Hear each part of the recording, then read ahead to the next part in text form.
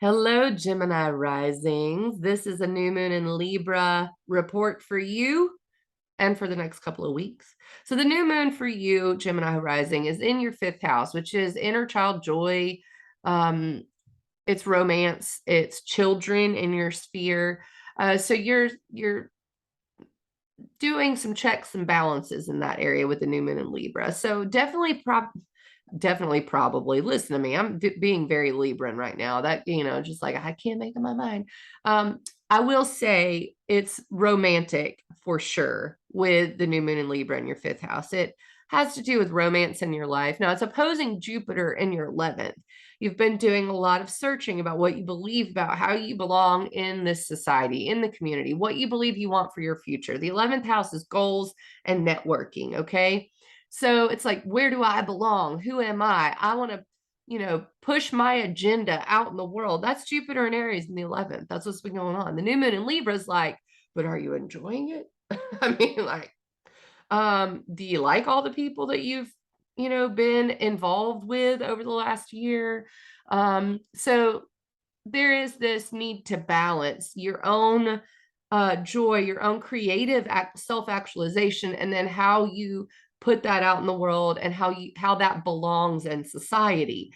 Now, the new moon is ruled by Venus in Virgo and Mercury retrograde there in your fourth house of home and family. So something at home needs to be looked at, whether it be you need to be honest with your family, you need to change something up at home. Maybe it's that you need to get rid of something. And similarly to Taurus risings, I'm going to say this for Gemini risings too. This does feel a little bit like a Marie Kondo new moon for you. Okay. Like you need to get rid of something, purge something in the area of home and family and emotional security. But this also could have to do with being honest about your emotional needs with your relationships. Okay, like brutally honest, like, oh, that hurts my feelings. Oh, that is not what I need. Oh, that is not what makes me comfortable. And we need to get rid of it. It's trying to Pluto in your eighth house, which is your deepest self. Okay. The eighth house is root chakra.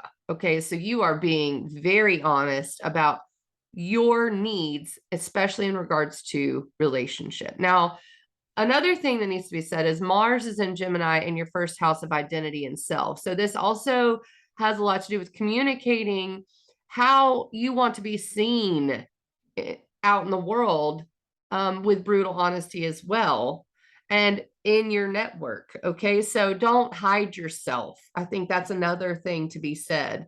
Even though the Mercury and Venus in your fourth house might feel like you want to go inward, and it is quiet for a little while, but let me tell you, as soon as Venus and Mercury move back into Libra over the next couple of weeks, we're going to have this I'm coming out kind of a phase.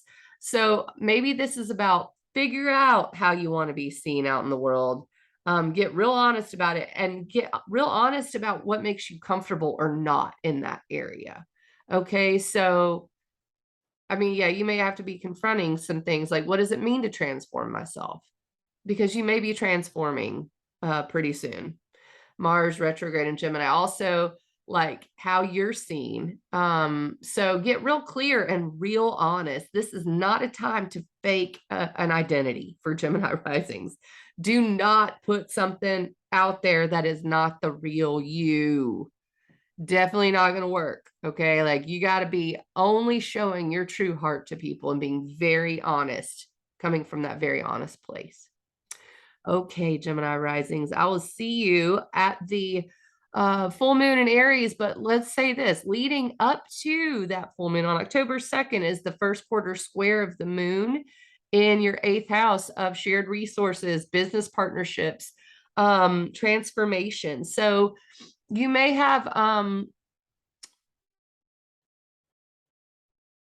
if you are especially if it has to do with romantic partnership for you, this is about boundaries. I think on October 2nd, drawing the right boundaries in your life. Like if let's just say you've met someone new, or maybe even it's a new business partner, this is going to require you to speak your truth on October 2nd and say, I'm either comfortable with that or I'm not.